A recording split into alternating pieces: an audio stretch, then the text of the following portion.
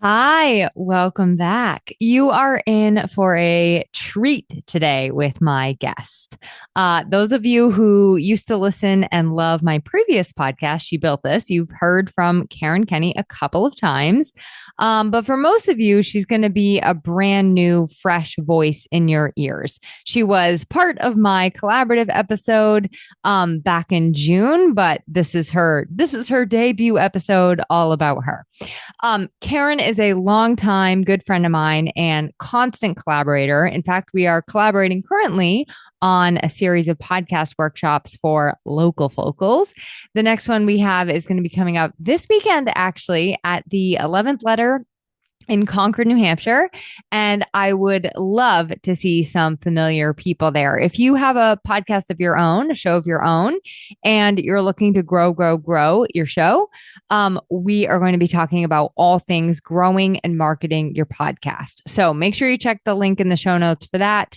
Like I said, I'd love to see some familiar listeners there. Now, I invited Karen on to Small Business Casual today because I had a question recently come up for myself around the whole charge your worth mantra that you hear left and right all over the internet. So I got a little tired of it. And that's how a lot of my ideas come to be. Actually, I just get like sick of things, or I see like trends or problems or blanket advice. And I'm like, I don't like it. And I don't know why. So I kind of brought her on to figure out why it wasn't sitting so well with me and what it really means to charge your worth. Karen is very wise and she is very funny, as you will learn, and she's going to be sharing her thoughts around charging your worth. And we go a little bit deeper. Like, what does that even mean to charge your worth? What is your worth? We're going to boil it down to something that's a lot more than just a number that we slap on our websites and on our proposals. And I'm not going to spoil it for you, but I will let you sit back, tune in. And as always, I would love to hear your insights and takeaways. I know you're going to have some from today's episode. To quickly introduce her, she also introduces herself, so I'll let her take it away from there. But Karen is a writer, a podcaster, a speaker, a certified spiritual mentor, and a coach. She is known for her dynamic storytelling, her sense of humor, and you'll see what I mean when you listen, her Boston accent. Karen's bio, all of the contact information to get in touch with her and her podcast, those are all going to be in the show notes. All right. On that note, without further ado, let's bring in Karen. Welcome to Small Business Casual, where business is personality packed, cozy, and your pets are part of the team photo. I'm Emily Aborn, small business copywriter, and I'm here to help you turn down the noise, clarify your message, and run a business that actually fits your life.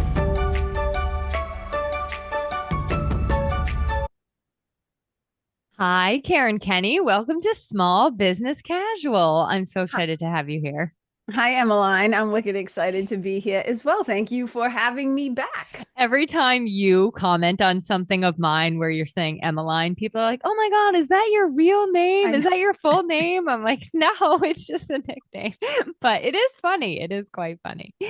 So, all right. I think story time, because this is a new show for you, for my listeners. They're not all familiar with you yet. I talk about you often, but not everybody is familiar with you. So I would love, I read your bio before you joined me, but I would love for you to share in your own words kind of who you are, what you do, what makes Karen Kenney tick. Oh my God. We do not have enough time for all of that, but I will say this. This is always a complicated question for me because Super. I think that I'm not one thing. Like none of us are one thing. But a lot of times when people ask us like, what do you do or who you are, whatever, what they're really asking, especially Americans, is like, how do you make your money? Or like, how do you like, what do you do in the world? I'm like, I do a lot of things, you know what I mean? But so when we think about it, quote unquote, professionally, I'm a multi-passionate person, right? So I'm a multi-certified person. I do many things, but I think underneath it all, the connective that thread is that I'm a helper, right? Is that like I'm in the helping arts. I'm in the service, quote unquote service, but not service like I did used to be a server and a bartender back in the day, hospitality, but So yeah, I'm a writer, I'm a storyteller, I'm a podcaster, I'm a certified spiritual mentor, I'm a certified coach, I'm a hypnotist, although I don't use hypnosis really the same way. I've been a yoga teacher since 1999. I've been doing Thai yoga massage for a wicked long time. I have a spiritual group coaching program called the Net. I do a ton of stuff, Emmeline. But how I most identify is probably as a writer and a storyteller and a communicator. I'm a lover of animals. I've been vegan for like 25 years or something like that. I mean, there's a lot of things I could say. I'm a creative. But yeah, but I just try to like help people, right? In terms of navigating this whole being human experience. What do we do with when we're bumping up against ourselves? So whether you call it spiritual work or transformational work or whatever, that's kind of the sandbox that I play in. Does that help? Well, yes, that helps a lot. And I love that sandbox for this particular conversation because I want to ask you a question, which I see all the time in the entrepreneurial world. And first of all, my brain's like, what the heck does that even mean? But Yes. second of all, I think you're going to bring a really interesting perspective to it from Oh, I hope so. yeah, Fingers from crossed. the spiritual perspective, from the just being human perspective. Like we can Yes. unpack it a lot more. So the phrase that I hear all the time, which I know you know, and it's in the title of this episode, so they know now too, but it's charge your worth. And it's like if I had a dollar every time someone said charge your worth, I wouldn't have to charge my worth anymore. But I just want to know, like right off the top of your head, how does that advice feel to you? What do you think about that advice? I think I understand why people say it. And here's the problem with it. It's kind of an impossible thing to do. We cannot charge what we're worth because what we're worth is infinite. Like those commercials that says new jeans $78, concert tickets 200 whatever, making a memory with your best friend priceless, right? Priceless. Like Yeah. that's how I feel about it. I really do feel that our worth is not something we can actually attach a price amount to. We are eternal. We are infinite. We are priceless. That's a totally different thing. What we do is we confuse and we're asked to confuse in the entrepreneurial world. Like, look, if you have a regular gig, where you're working for, I'll just use like you're working at a fast food joint or a pizza joint or whatever. The boss slaps the price up there, you charge what you charge. But when you work for yourself, you always have that moment, that reckoning of shit. Now I got to hang my shingle and tell people what I charge, Mm. And for so many people, it is like anxiety causing. They like are like, oh my God, they're wringing their hands. Like, I don't know how to do this. It can be so uncomfortable. It's because, first of all, they're often told from their mentor, a coach, or they read somewhere or heard on some podcast, charge what you're worth, girl boss, be the bad boss, bitch lady who charges all the money. And raise your prices, all this stuff. And for a lot of people, their nervous system, first of all, is just going like, nope, like cannot collect $200, cannot pass go, not able to do this. So let's just start with the fact that your worth is inherent in your where people get weird around charging, quote unquote, their worth is that there can be, I don't even like to say it this way, but there can be a lack of self-worth or a self-worth problem, to put it. So I'll stop there in case you want to say something. Yeah, I think we should talk about the problems first when you don't have the worth. Like so Mm. just monetarily when you're not quote unquote charging your worth, you're going to have an imbalance. So you're going to be giving more service or product or whatever the case may be than you are being compensated for. Sometimes I have seen people do it at a loss where they are Yes. like literally losing on what they're offering and they're still keeping their prices the same because I would guess, like you said, their nervous system can't handle them charging their worth. But what other things can happen when we don't feel like we're worth anything and we're trying to stick this number out there in the world? Yeah, I mean, I think we need to back up just a little bit because a lot of times we're dealing with very old stories. We're dealing with very old personal narratives that have been around for a really long time. And our self-worth a lot of times gets developed, right? Our identity, our self-worth, our sense of enoughness, our internal sense. So think of your self-worth as your eternal sense of yourself and you being good enough, that you're worthy of love, that you belong with others. And that can feel really threatened when you now have to go in charge. So let's just say you grow up in a household where the people who raised you, whether it's your guardians, your parents, you're in foster care, adopted, whatever the situation is, your family of origin, whatever that family looks like, they kind of help us to determine how worthy we are. So if you're raised by somebody who's constantly belittling you, tearing you down, hitting you, sexually abusing you, like whatever, we get very confused about what our self-worth and what love looks like and what we need to do to be loved, who we need to be loved. So I think it would just be remiss to just go like, oh, well, how do people fix it? I think it's Yes. really, we have to show some compassion to the fact that a lot of people, myself included, maybe yourself included, I want to speak for you, are bumping up against really big old stories and beliefs and habits and patterns of thinking and believing. So I think one of the first things we'll have to do when we're trying to um, change this is we have to challenge that story or narrative. But let's just kind of stick with what you put forth. So when we feel unworthy, it's exactly what you just said. A lot of times we will undercharge. Or we'll do it right, we'll do it for free. We'll just think Mhm. like, oh my God. And especially, and I can use my kind of line of work. For a long time, a lot of people think that like yoga teachers or spiritual people who offer any kind of spiritual work, that we should just give it away for free. Like that spiritual, whatever, like spiritual development, spiritual, whatever. It's like we should just give it away for free. And I'm like, okay, so, I'm like, how is it loving to me in my family for me to not be able to keep a roof over my head or feed myself or clothe myself or buy my dogs or my furry kids like food? Like how is that helpful? So I just think there's so much bullshit that gets thrown at us in the quote unquote entrepreneurial world. And we have to kind of like not only push back, but we have to like figure out how we're operating in that system that a lot of times is giving us bad advice or advice that doesn't feel right for us. Yeah.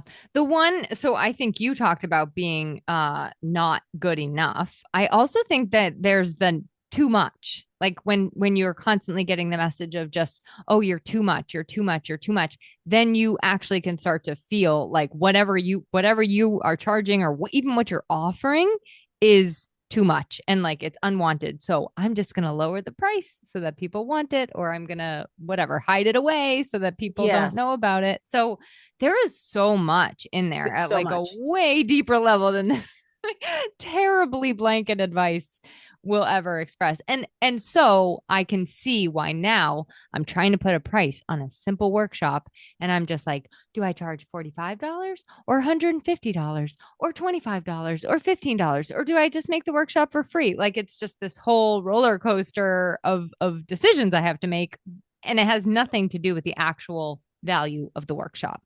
No, and you can't really put a value sometimes on those things, right? Because what everybody values is different.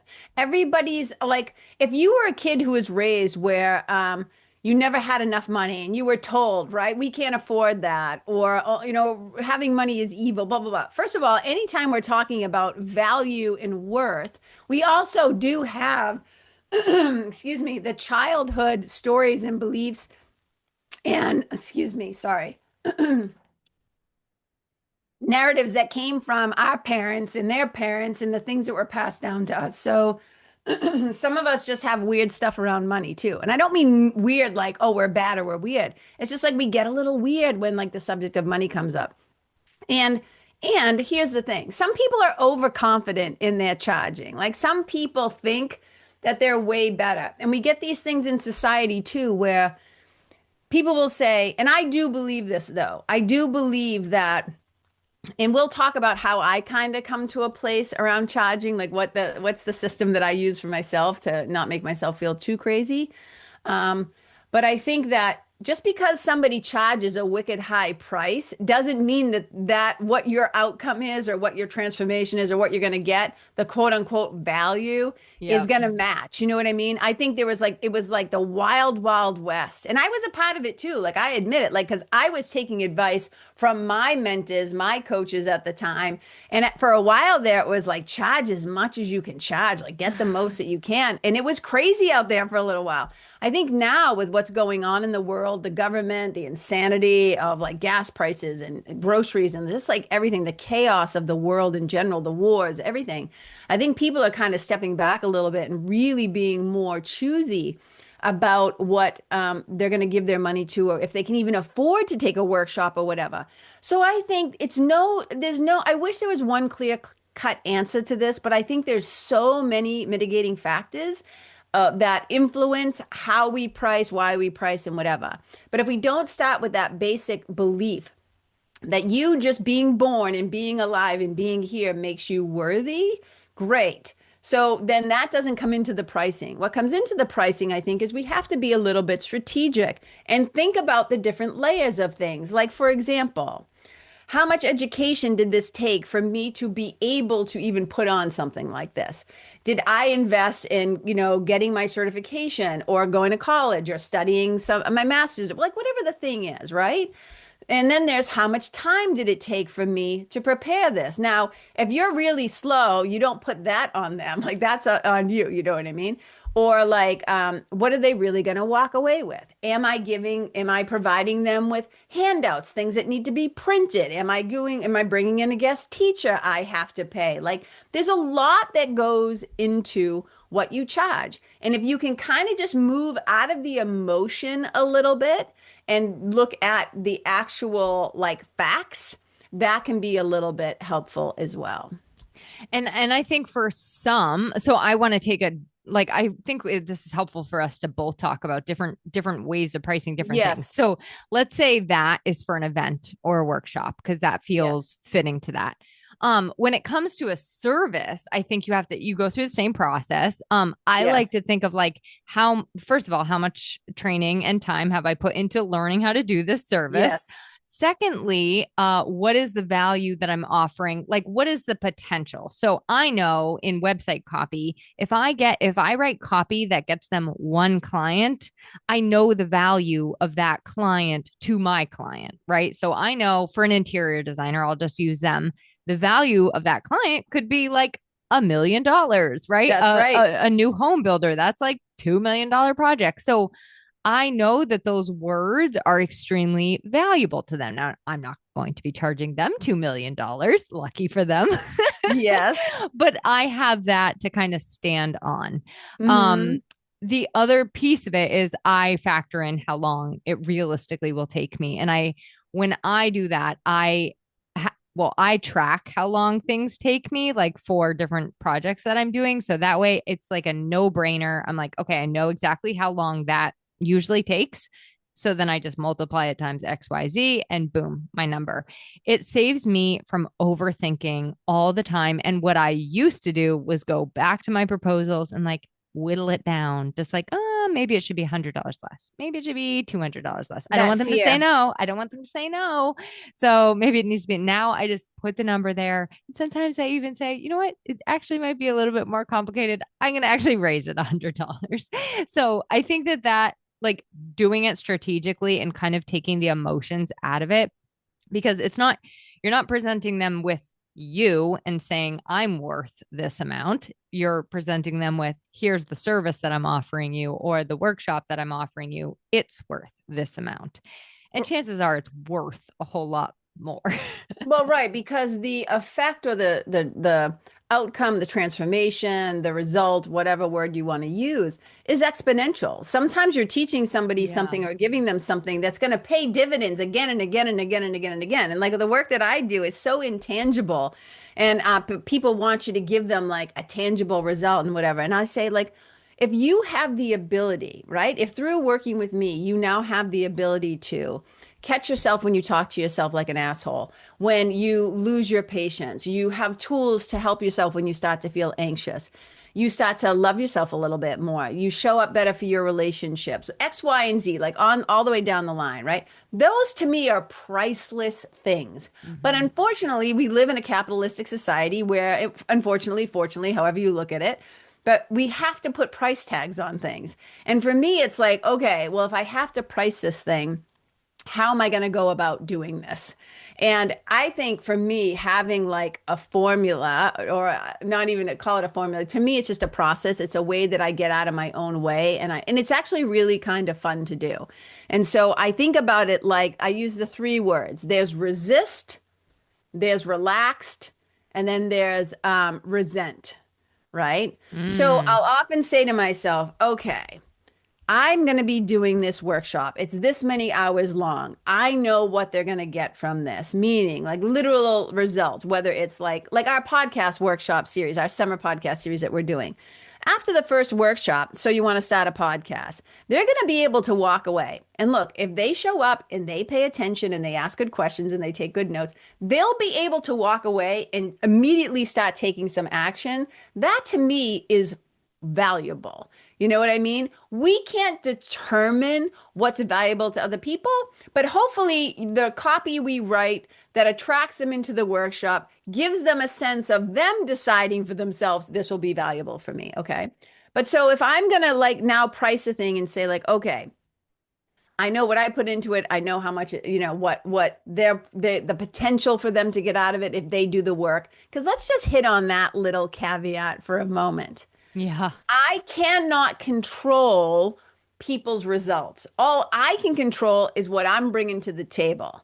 But they got to bring themselves and their follow through and their action to the table as well. You don't just get to take the workshop, check the box, and then say, oh, well, I didn't get what I was promised. You weren't promised nothing but your own ability to now take some action. You know what I'm saying? So Yes. I'm always hesitant. That's why I don't make promises in my work. I don't promise anything is going to change because I don't control them and their thinking process and their follow through and their commitment, right? So, but all we can do is try to do our best to deliver what we think will be helpful and that they can put into action. Okay. And I'm back. I just had to say that. Okay. So the thing about the resistance. So I'll say to myself, okay, I'm doing this workshop. What's like a crazy, like what's a really high number, right? That would make me crawl out of my skin. Like, this is ridiculous. This is such a high price, right? There's a lot of resistance to saying that price out loud. I start there. Okay. And then I go, okay, well, what's the number that if I said it and I offered it, and I offered it once, twice, three, and I kept offering it, that I would start to feel a little resentful. Like, hey, I'm getting screwed here. Or, hey, I Yeah. way underpriced this. Or you find yourself not wanting to show up to teach or not wanting to do the collaboration or whatever the thing is. Like you start to feel resentful maybe towards your client, your customer, whatever. And then I look at that number. And in between those numbers is a gap. And then I'm like, what's the number that I feel really relaxed about saying? I feel pretty confident. Like I can say this thing and I don't get too weird up in my head. I don't feel my body getting anxious or resisting. I don't feel apologetic when I say it or like kind of mumble it. What's that relaxed number? And then once I find that kind of relaxed, confident, kind of easy to charge, then I stretch myself a tiny bit. And I go, okay, can I grow just a little bit? Can I say the thing where it's not going to make me freak out and spiral? It's not going to make me whatever. It's like, where's the sweet spot? It's like, think of like Goldilocks and the Three Bears, right? The just right price. And then maybe I'll stretch it a little bit. But I try to look at like when I go to price something, like I try to look at it like people, how do I say this? A lot of times it's like, well, okay, I wrote a note to myself here. I was just looking for my paper. This is what I think. Does this amount, whatever I'm about to charge, does it allow me to have enough at the end after recouping my cost of if I ran an ad or if I had to print, things, I got snacks, I got surprise and delight, whatever it is. Am I going to have enough at the end to feel good about it and do what I have to do for my own life, my own family, paying my bills, etc.? Okay. And then I have to take into consideration, especially the way the world is right now, compassion for my client, Hmm. which is I know money is tight right now. Now, it's not tight for everybody. Like there's a lot of money out there. However, if I know what I'm offering is going to be really attractive to underserved communities or people who are just starting out or kids getting out of college, whatever it is, or just my friends who I know are like scraping to put gas in their car or food on the table for their kids. I try to have compassion also for my clients. So I try not to be, totally me. It's all about me person when it comes to pricing, but I also don't want to undervalue it. And I even think that word value is hard I because know. we all decide what's valuable. And here's the other thing about self-worth, because I think these two are tied in, and I want everybody. I just wish all the fucking entrepreneurial people would stop saying things like, you need to give value. You need to bring value. You need to offer value. You got to value. I'm like, sometimes, man, I just want to be me. And if that's not valuable to the people in the room, then they're not my people.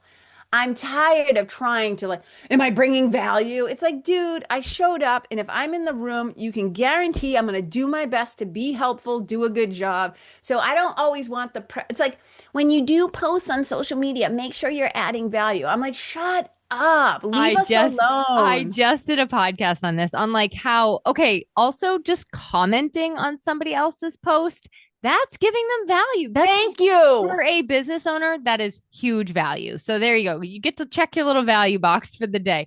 It doesn't Making always somebody have to be a laugh. yes, exactly. This is valuable. Like just sitting down with somebody and having a great conversation. You don't always need to be offering like a tip or a trick or a hack or a freebie or 10 Okay. steps. Tell them which podcast episode Tell that is. them. It's I think it's called What is Value or Out of the Box Ways to Create Value. I'll link it in the show notes. But Yeah, link that I sucker just because just did it. And you're right. They are so interconnected because that's another one where we're told offer value. And it's like, what does that even mean? Like you don't get to decide what is valuable and what is not valuable. Things are just valuable because sometimes. So yeah, because sometimes I'll do a podcast episode and I'll be like, I think this is worth sharing. I can't guarantee that everybody listening to this is going to find it valuable. And that's why at the end I say, I hope something I shared from my hat lands in your hat. Like something, I hope, fingers crossed, but I can't guarantee it, right? And what's valuable to me is we all have different values, right? In what we value. There's a difference. And actually, we're talking about this in the nest tonight about your three core values. I call them your big three. And there's things that we have values, and then we have things that we value. And for me, having a really good conversation with a friend, like that's so valuable. Like getting yeah. face-to-face time with people who make me laugh, my balcony people, whatever, so valuable. So it's not always about the exchange of money and information. There's also my nervous system is more relaxed in their presence, or I always get more clarity when I'm around this person, or man, this person really sees me and gets me. I once had somebody say to me, no matter what you're doing, just sign me up.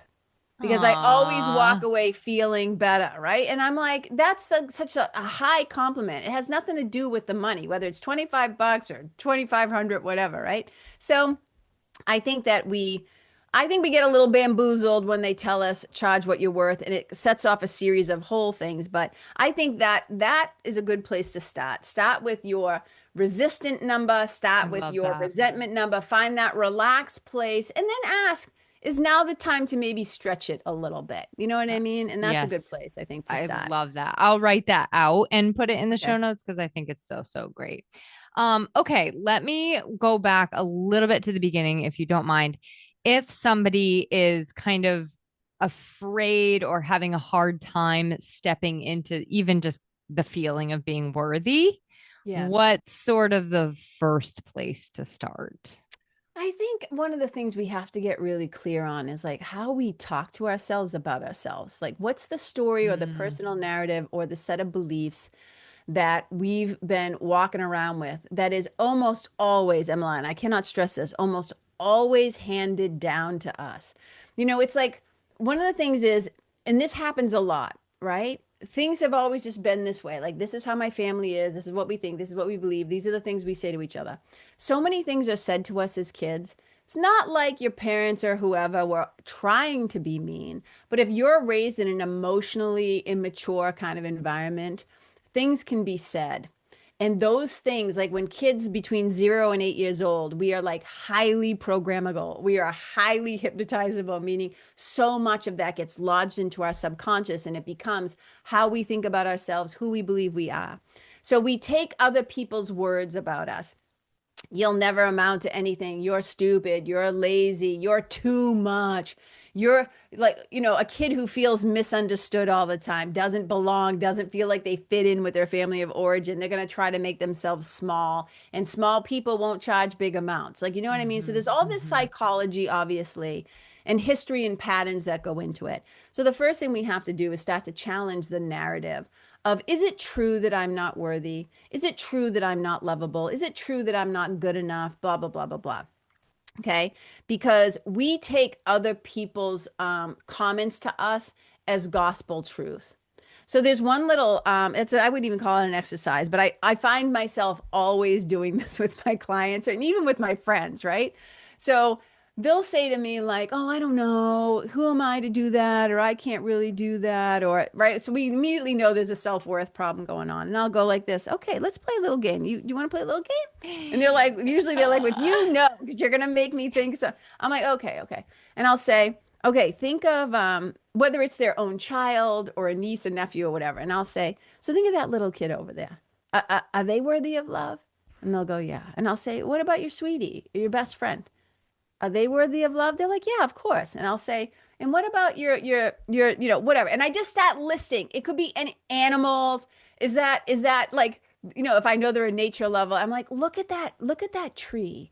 Is that tree worthy of love? And they're like, of course, it's glorious. Look at it. I'm like, okay, so let me get this right.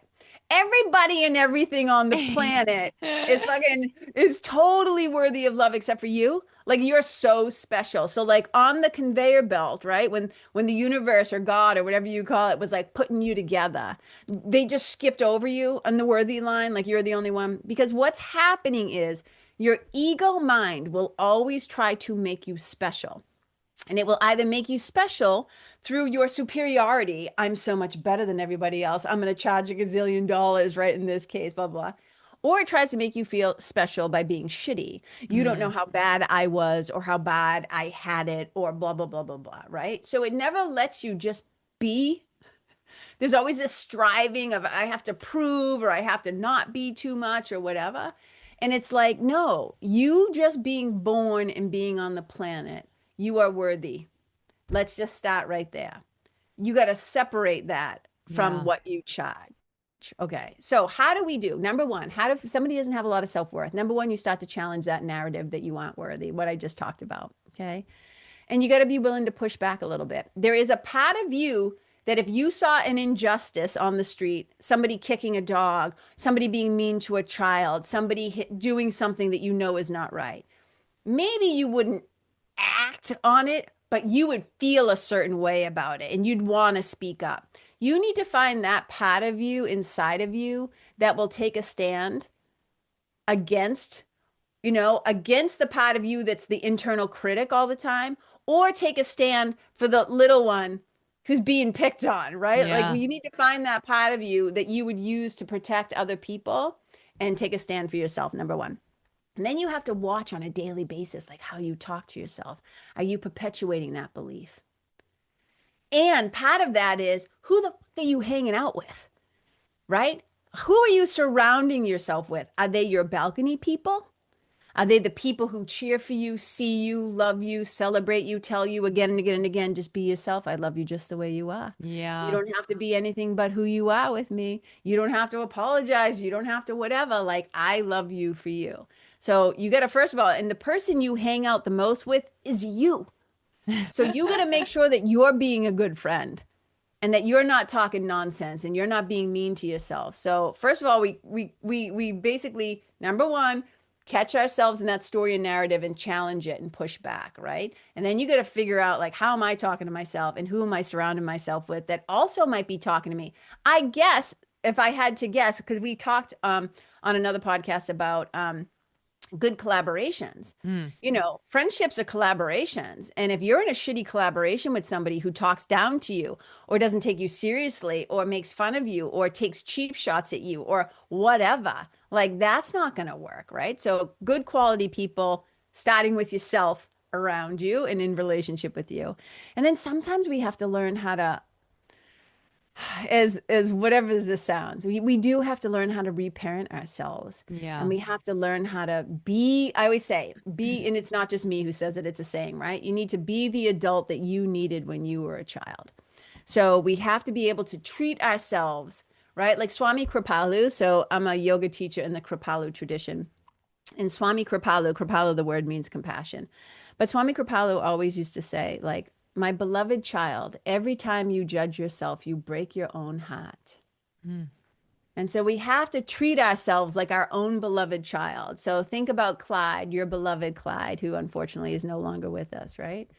As much as he might have done wrong as a puppy or da da da da, you just thought he was the most precious, beloved thing. He got a pass on all things. Clyde was just like the light of your life, right? Why can't we be that towards ourselves? Why can't we be kind and loving? Like we are our own beloved child. It starts with us. Because a lot of times our parents didn't have the tools. And we're really lucky in this generation. As much as I, have a lot of feelings about the internet and social media and stuff like that, we do have access to a lot of resources. Yes. And we have more awareness and more self-awareness than ever before. So we start there. Another thing that I think is wicked good. Sorry, I'm just spitballing these. No, These I are love things this. I these are have I things have I do something with to add too. these are things I do with my clients is I always tell them to find a picture of them when they were little, like anywhere between like one, like they can start at one, but I think our personalities really start to develop. So start like anywhere from like 3 to 8. Get a picture of you when you were a little kid, when you still thought you were the bee's knees in the cat's pajamas, maybe, and you had a little personality and it was just coming out and you didn't have, before people started being mean. And I understand that some people come from families where the abuse started really young, which just is horrifying and breaks my heart.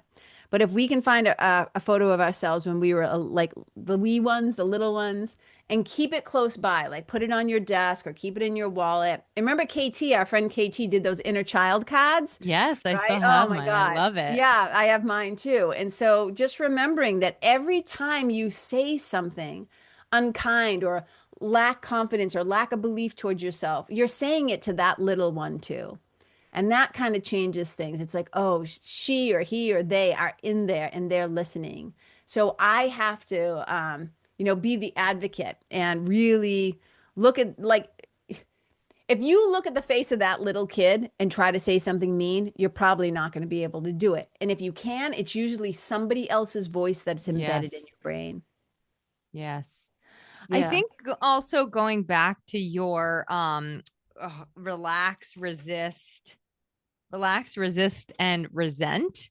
Yes. When you do get to that relax number and the stretch, I do think that charging your worth or pricing yourself, I do think it is a repeated exercise in moving a little bit through discomfort. It's like you just made the gesture like lifting weights for Flex. people Yeah. listening. Yeah.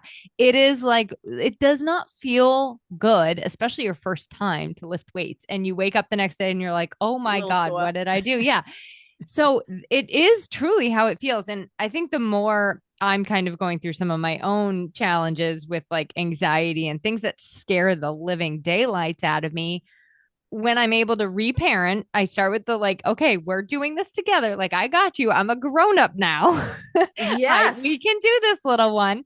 But I'm starting to be able to take some of those steps. And then as you do, you build up, I think, a resiliency to be able to confidently put it out there time and time and time again. And it's gradual. It does not happen overnight. Like I think getting confident in charging your worth, or even sometimes for some people, it's even like what they're offering. But I think Yes. that confidence isn't just like falling from the sky, and some people get it and some people don't. It really is a muscle you have to keep on building. I 100% agree. And I also think it's important to note that, like, so for example, when I first started teaching yoga, I came out of the chute and I was probably one of the most expensive. And at the time, expensive was like, what was I charging? $15 a class, $12. I think back then it was like $12 a class. Like I was up like $2 more than whatever. But I came out of the chute because number one, I know how much time and energy I had put into learning. I knew how much I was practicing. I knew how passionate I was about it, what I was going to offer, like all these things. So I was like, I'm not going to undervalue. And the other thing I also don't like is that when I look at the market and consistently, and the yoga world is a perfect example of this, right? Not necessarily maybe in New York, Boston, LA, where you can get away with charging a little bit more because everything's more expensive, right? And you have to make a living, right? Charge more.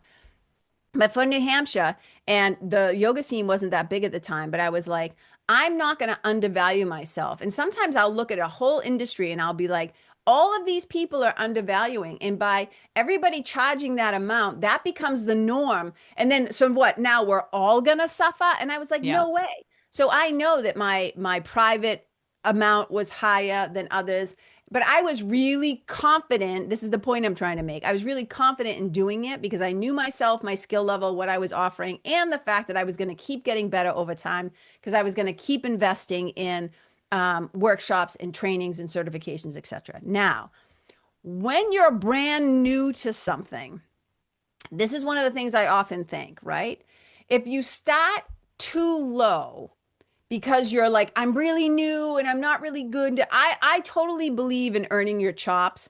I totally believe in maybe doing a few on the side or whatever privately for free or at a lower Mm-hmm. rate. You build Mm-hmm. some confidence. You can say that number so you can build that confidence muscle.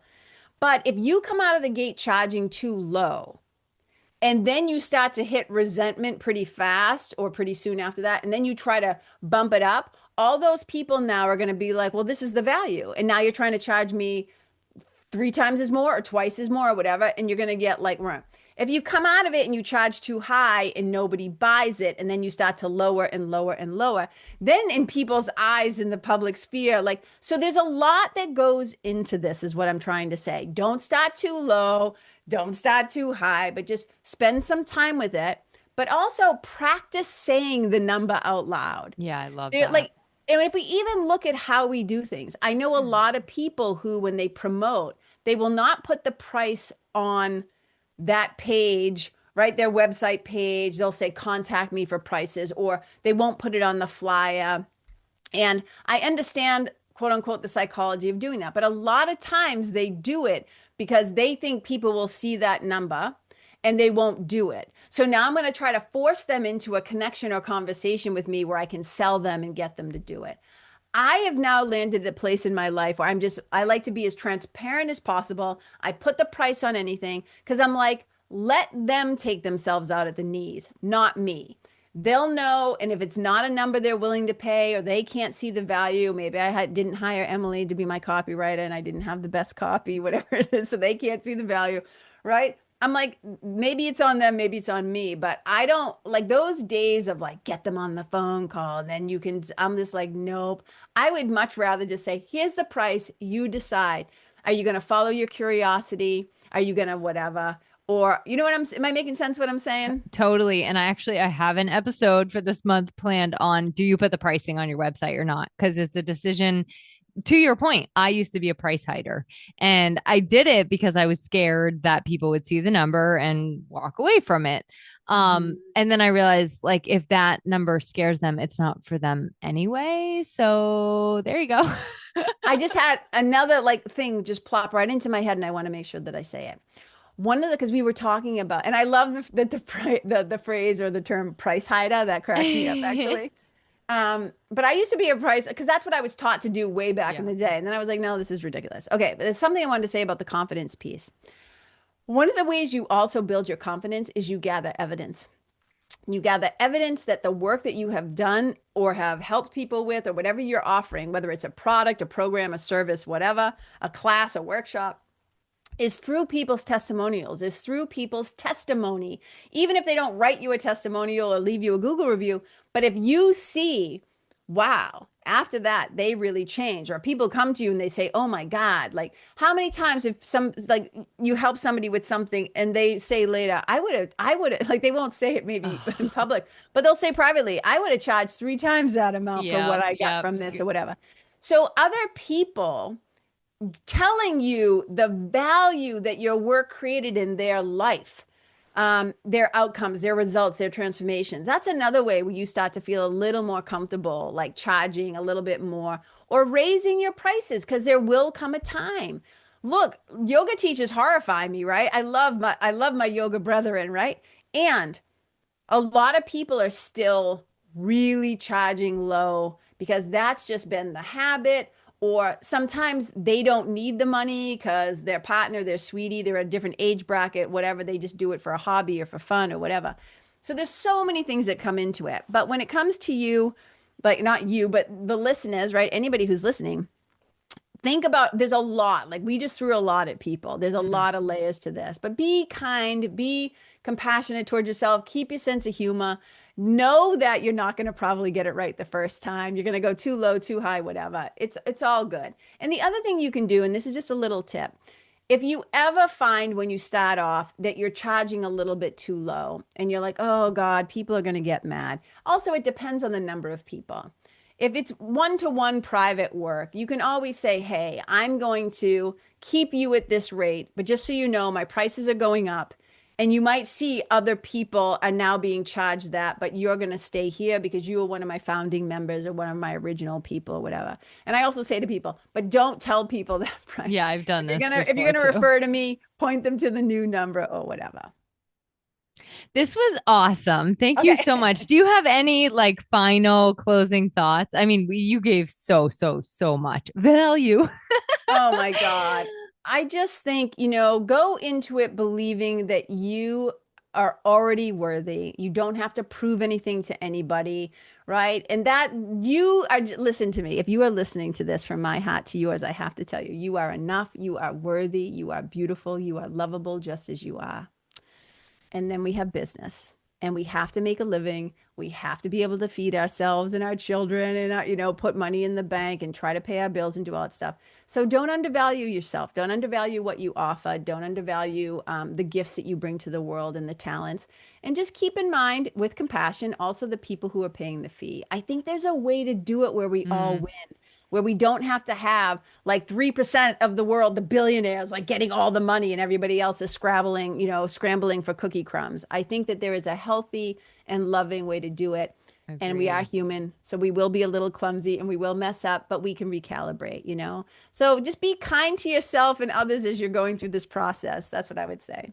This was awesome. Thank you Okay. so much for collaborating with me and being my guest. Thank you so much for having me, Emmeline.